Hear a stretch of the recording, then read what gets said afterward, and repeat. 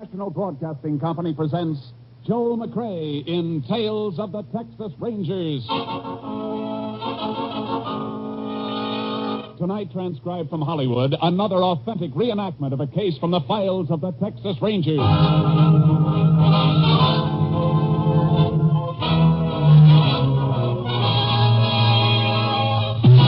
Tales of the Texas Rangers, starring Joel McCrea as Ranger Jayce Pearson. Texas, more than 260,000 square miles. And 50 men who make up the most famous and oldest law enforcement body in North America.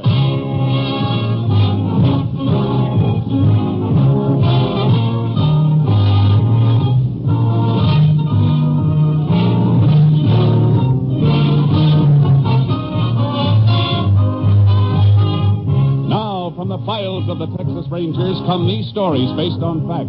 Only names, dates, and places are fictitious for obvious reasons. The events themselves are a matter of record.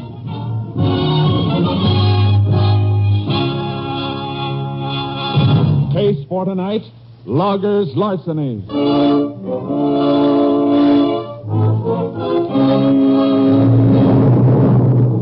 It is mid-afternoon, September 7th, 1938.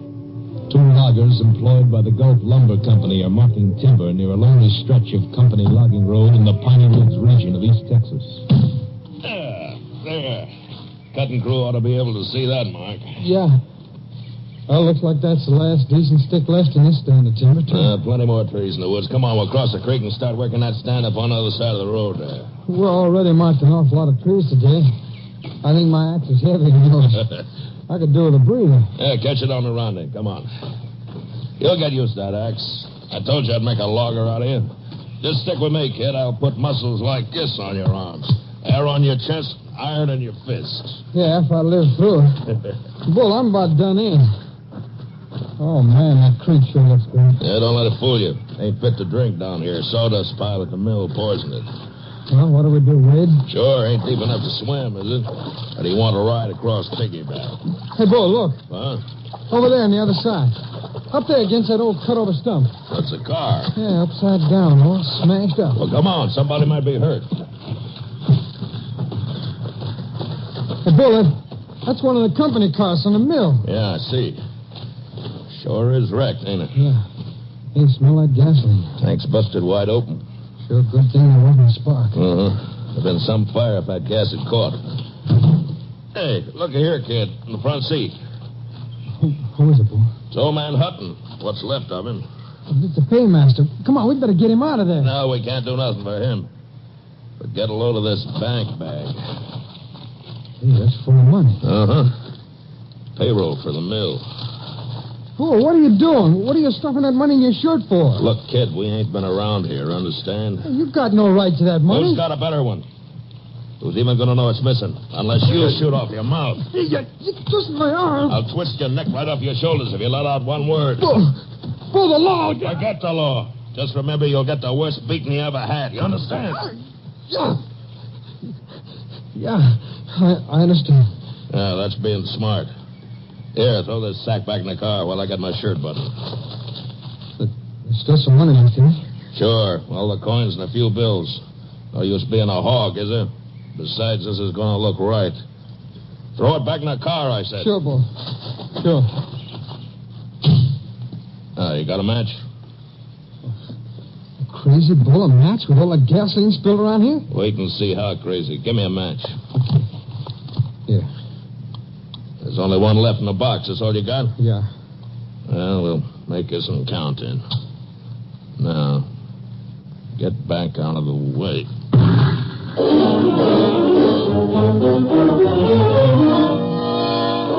The frantic mill superintendent waited until evening to report the missing paymaster and money. Sheriff Stanton immediately contacted the Texas Rangers. An all-points bulletin for the apprehension of the man was sent out, and Ranger Jayce Pearson was assigned to the case. He arrived at the mill with the sheriff early the next morning. Here's the mill office, Jayce. Might as well start there. The quicker we can get a line on Hutton, the better. Yeah. If he's making a run for it, he's already got a big lead on us. Sheriff, I've been waiting for you. you. Meet Ranger Pearson, Mr. Browning. Mr. Browning's the mill superintendent. Howdy, Mr. Browning. Yeah, pleased to meet you, Ranger. Anything new here? No. I'm kind of inexperienced at this sort of thing.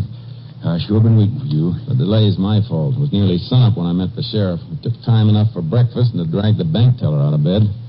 He says your man Hutton left the bank about a half hour after closing time yesterday. Yeah, they waited until the street doors were closed before they started making up Hutton's orders for mixed currency. They usually work it that way at the bank on paydays.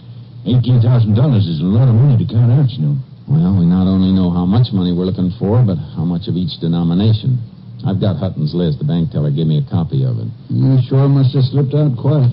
Not a soul in town saw him after he left the bank. No telling which direction he headed. Would you have a picture of him by any chance, Mr. Browning, to sort of amplify the description we've already sent out? Well, there may be one among his belongings in his shack. You know, Sheriff, I still can't believe Bob absconded with that money. $18,000 is a lot of temptation, Mr. Browning. I know it, but Bob Hutton's been with us for years. I'd have trusted him with every asset the company owns. I just don't know what to think now. We won't rule out any possibility. Before we go through Hutton's things, I'd like to talk to any of your crew who might have been working near the road yesterday afternoon. Well, Foreman Bull Evans and his helper were marking a stand of timber over by Pine Creek. They're down the drying yard this morning. The rest of the crew's out in the woods. How do they feel about Hutton not showing up? Quite a few of them wanted to dig up a rope and go hunting for him. But Bull Evans talked them out of that. Let's go find this foreman of yours. He sounds like some talker. Maybe he can tell us something.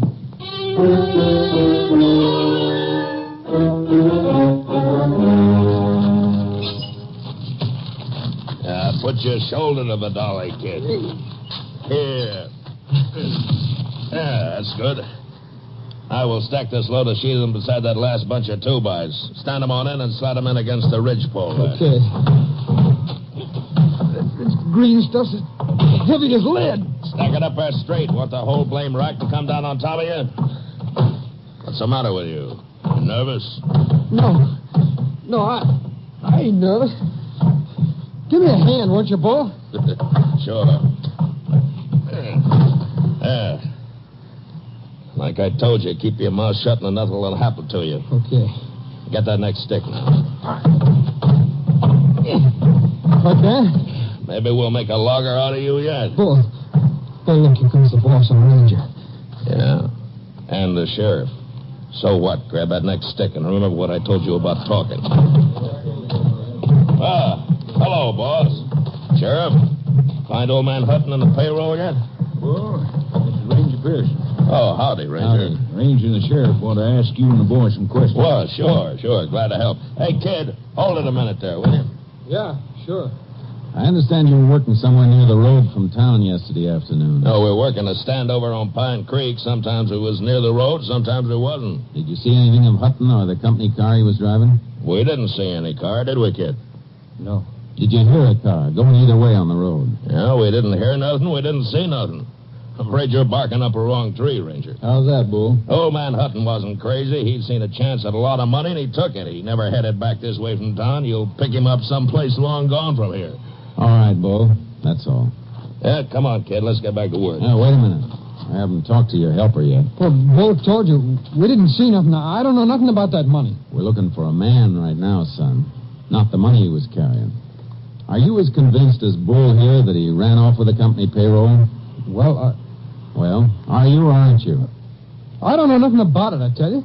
What are you so nervous about? Well, nothing. I just don't know nothing about it. Look, son, maybe you don't know it, but there's a severe penalty for withholding information from the law in this state.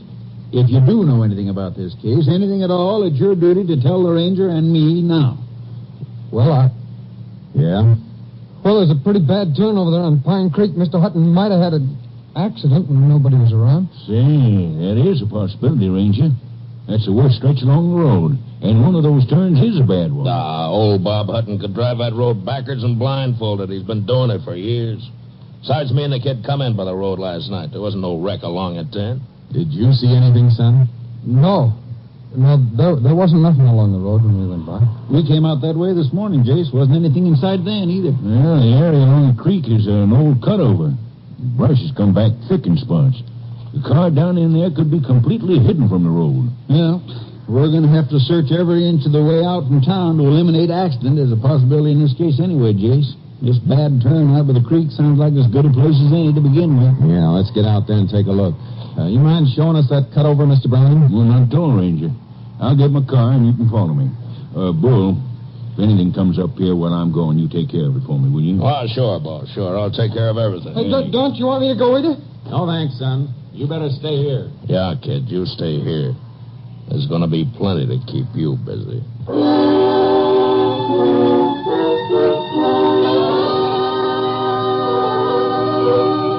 Roadside tracks and broken brush near the bad turn on Pine Creek were so faint we nearly missed them. The car itself was completely screened from the road by brush. It was badly burned and lay upside down on an open patch of grass. The body of its driver slumped near the wheel.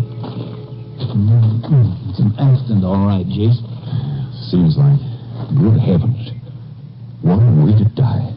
Marks indicate Hutton lost control when he left the road.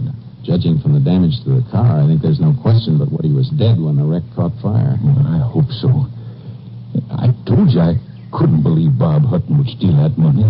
Looks like you were right, Mr. Browning. Here, look in this window. Yeah. What a mess. There's your money, what's left of it. There beside the springs of that burned seat cushion. Oh, yeah. I see some coin rolls with wrappers burned over. And that fluff of ash on top of them is what's left of the paper money. It's hard to believe it would burn that much. It was a mighty hot fire while it lasted. Even the body metal's warped all out of shape. Well, Jace, looks like it's back to town for us.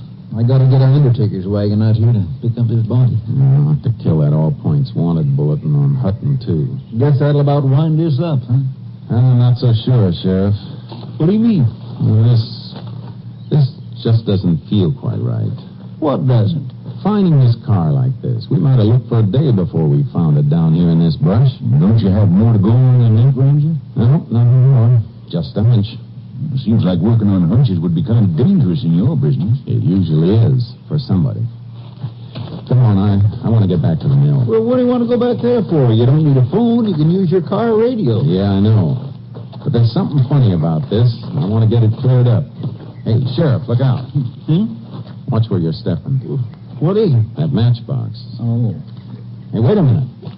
What's so important about a matchbox? This would be plenty important. Here, look where it's lying. I don't get you, Jace. All right, look up there, Sheriff. That's where Hutton's car turned over. It slid down from there on its roof. The matchbox is right in the track, and it hasn't been crushed. Meaning it was dropped after the wreck. What? That's right, Sheriff. Let's see. It's empty. Last match was used and the box thrown away. Well, used for what, Ranger? What's a matchbox got to do with Bob Hutton's death? Maybe nothing. But even when a car's as badly damaged as this one was, even when it's drenched with gasoline, it doesn't always catch fire. Let's go back a minute. Do you know what you're saying? I think so. You mean somebody could have deliberately set this car afire after the accident? If this was an accident. Oh, but look, Jace, the only possible reason for arson in a case like this would be to cover taking the money Hutton had with him. And it's still there. What's left of it, anyway. I know, Sheriff. There we are. Give me a hand, will you, Sheriff? Sure, Jace. What do you want to do? See if we can't get what's left of that money out without disturbing the ash around it. I want to send it into the lab. What'll that get you? If any of it's missing, they may be able to tell us. We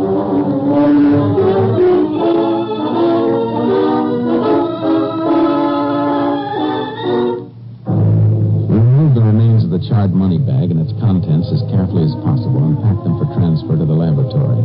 When we drove back to the mill yard, Bull Evans was just coming out of the office. Hi. You find any sign of Hutton? Yes. He's dead, Bull. Dead. He had an accident near Pine Creek. Just about where that kid suggested we look, too. Well, can you beat that? Where's the kid? I think we'd better talk to him again. Well, you ain't going to get much out of him, Ranger. Why? No, these young punks never look where they're going or what they're doing. He's got himself really bunged up. Where is he? In the first aid room back of the office. I wanted to send for a doctor, but he wouldn't let me. I got him on a cot back there. He don't feel so good. Let's take a look. Come on. You too, Bull. Yeah, sure. Right through there, Ranger. Okay.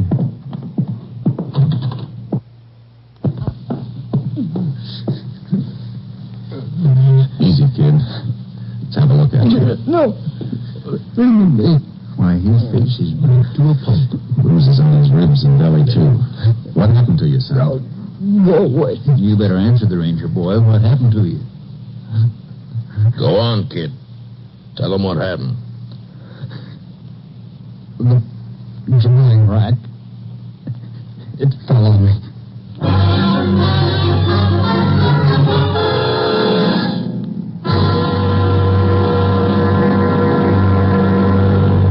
You are listening to Tales of the Texas Rangers, starring Joel McCrea as Ranger Jayce Pearson. We continue now with tonight's case, Loggers' Larceny, an authentic story from the files of the Texas Rangers.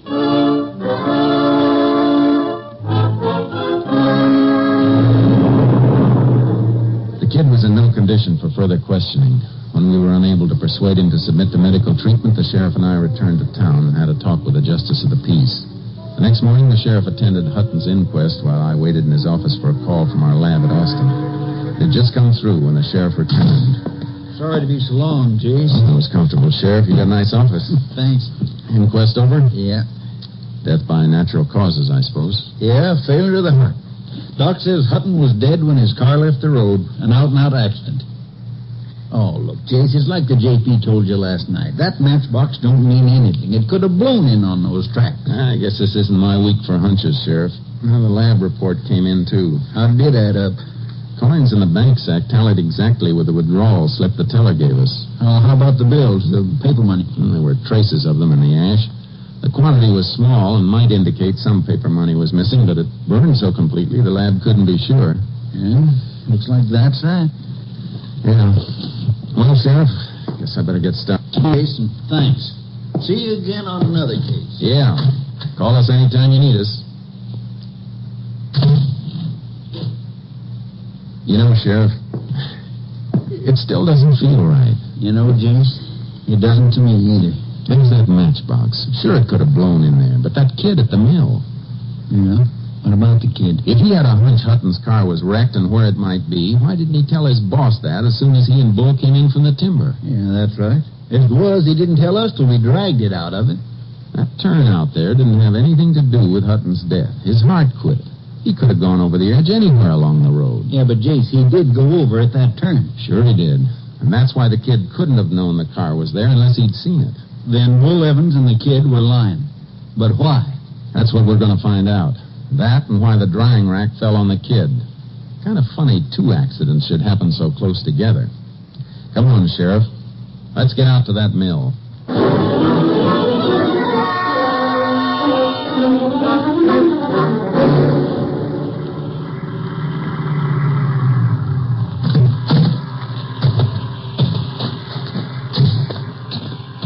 Well, Sheriff, I didn't look for you and Ranger Pearson, Barry. Something new come on? Not exactly, Mr. Browning. Just a few loose ends. I want to talk to that kid who was hurt yesterday. How is he? Oh, apparently a lot better than he looks. How's that? He was up for breakfast this morning. Insisted he was in shape to work. In shape to work? That's what he claimed. That kid was in shape for a hospital. Oh, Bull banked him up.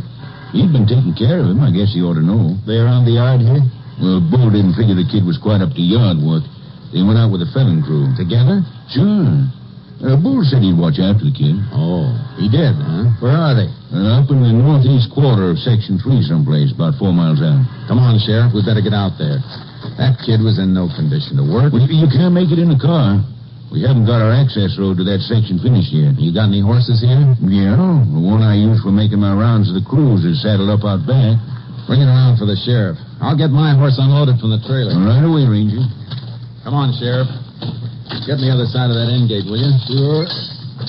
You think that kid's in any danger, Jace? What do you think? I'm beginning to think so. So am I. Oh, back out, Charky. Steady, boy. Easy, boy. Here you are, Sheriff. Stirrups ought to be about right. Thanks, Mr. Browning. Now, you take that work road at the corner of the yard. You begin to hit some of the crew out at the end of it. They can tell you just where Bull and his helper is. Thanks. Let's go, Sheriff. Up, Chark. Come on, pick him up, boys.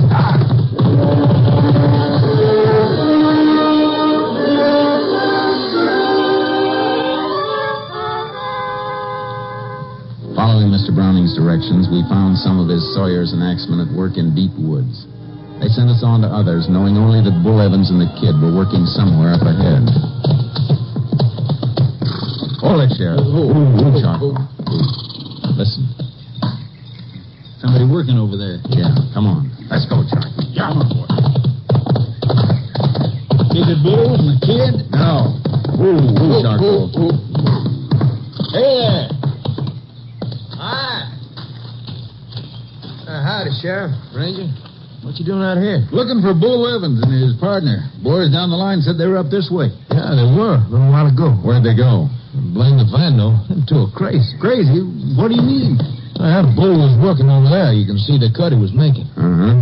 The kid wasn't worth much, bunged up where he was, so he was just fooling around, kind of grubbing out a little brush. That Bull come over to bum the smoke off of me, and when he turned around, the kid was gone. Gone? Hey, slipped off in the brush. Bull hollered for him. When he didn't get no answer, Bull took right off after him, swearing fit to make old Paul Bunyan turn over in his grave. How long ago? 10, maybe 15 minutes ago. Come on, Sheriff. Hey, look, what is all this? Tell you later, son. Come on, let's go. Lift him, Charky.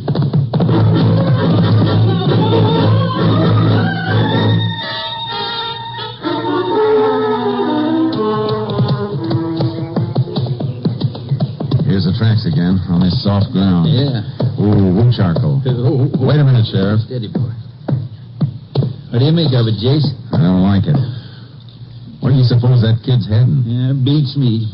Wherever it is, he's sure heading there in a straight line and hard as he can go. Yeah, with Bull apparently right behind him. Makes about as little sense as that drying rack falling on him yesterday or Bull talking him into reporting for work this morning. What's between the two of them? That's what we got to find out. Tracking us too slow. We're losing too much time. That's pretty thick timber ahead. It ought to slow him up some. Won't be much to follow when we get in there in those pine needles either. Jace, maybe we better split, sort of spread out. That way we'll be... Hear that? Somebody in there's got a gun. Come on, get up, Charcoal. Come on. You know, I'm betting it's Bull. Sounds like the shots are in the middle of that timber stand. That's a bad place to work blind, Jace. Yeah. Might miss him complete in there. Possible. Look, Sheriff, you cut around the timber the other edge in case somebody breaks out in the clear in that direction. I'll head straight for the sound of those shots. Try to box them in, huh? Worth a try. Come on, Charlie. Come on, timber horse, let's go.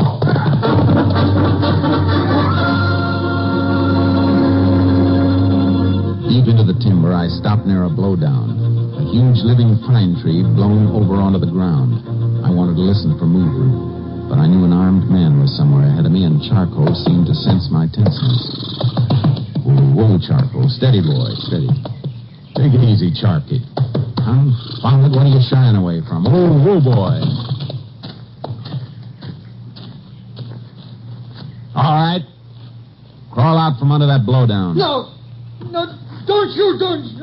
Nobody's going to shoot, kid. Crawl out of there. No, get away, will you?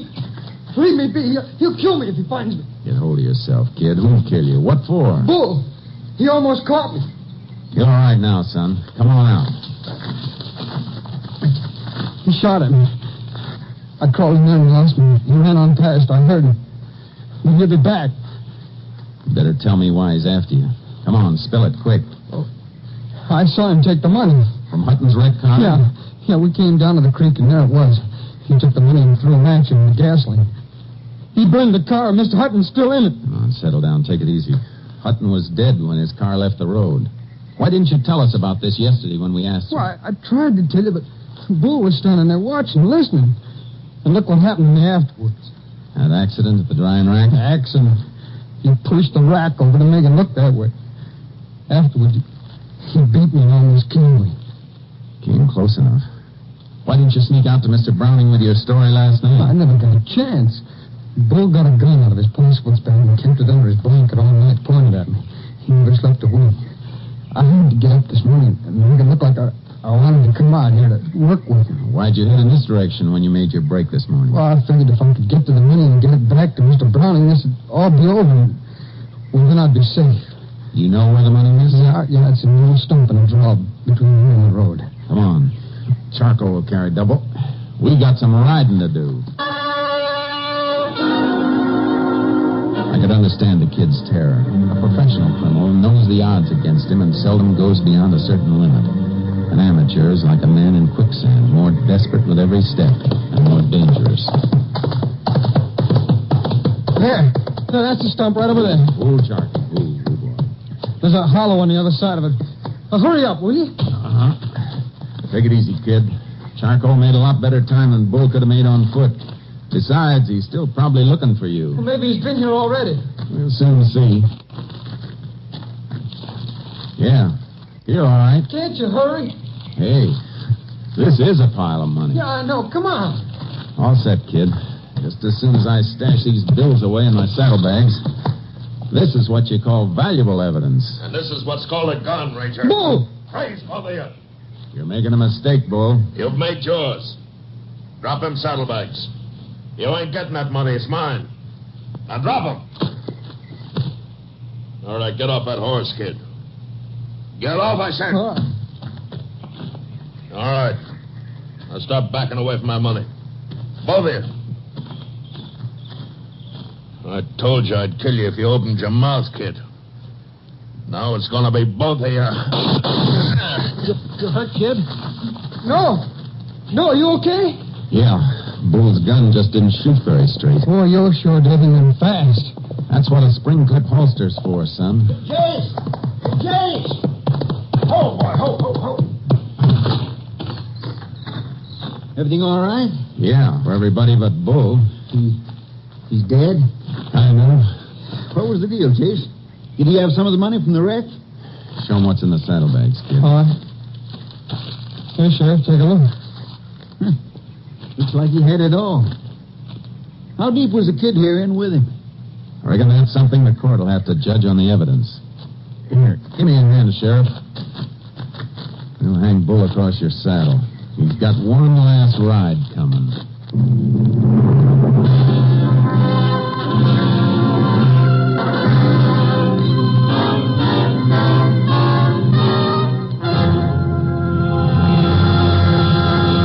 On November 12th, 1938, the kid was arraigned before the county court and found innocent of willful complicity in the theft from the paymaster's wrecked car.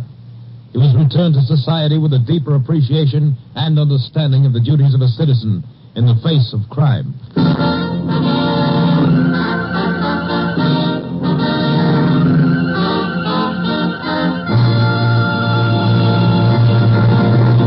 And here again is the star of our show, Joel McCrea. You know, we're awfully grateful to you people for the nice letters you've sent in. It makes you feel good to know that there's some folks who just want to let you know that they're all for you and that they like your show. I know it's kind of an effort to sit down and write a letter or postcard to a voice hundreds of miles away, and that's why it would be downright ungrateful if we didn't thank you for your trouble. It's really a compliment. There's a little story I ran across about a ranger I thought you'd like to hear before we say goodnight. I thought it was kind of funny. It seems that in the days when the Texas Rangers were charged with the enforcement of the prohibition laws, their reputation for apprehending offenders caused moonshiners to keep a sharp eye out for these famed officers. One day on a lonely road in East Texas, a moonshiner with a load of bootleg whiskey rounded a turn and came upon a man dressed in khaki clothes, big hat, and boots, signaling him to stop. Frantically, he grabbed a wrench and broke all 10 of the 1-gallon bottles of whiskey. Turning to the man on the road, he called, "You can't arrest me, Ranger. You ain't got no evidence." "What do you mean, fellow?" replied the Texas Ranger. "I have a flat tire. Can you loan me your jack?" Good night, folks. See you again next week. Next week, Joel McCrea in another authentic reenactment of a case from the files of the Texas Rangers.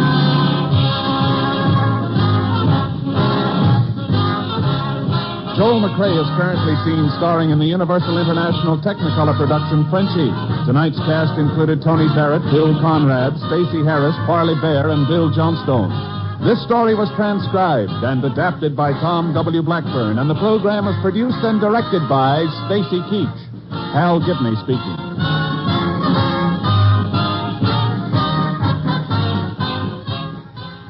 Three chimes mean good times on NBC. Monday is for music, the best in music on NBC. Tomorrow evening, the telephone hour brings you contralto Marian Anderson as guest soloist. And for a melodic blend of light classical and classical music, you're invited to the second concert in a new Monday evening series by the Boston Pops under the baton of Arthur Fiedler.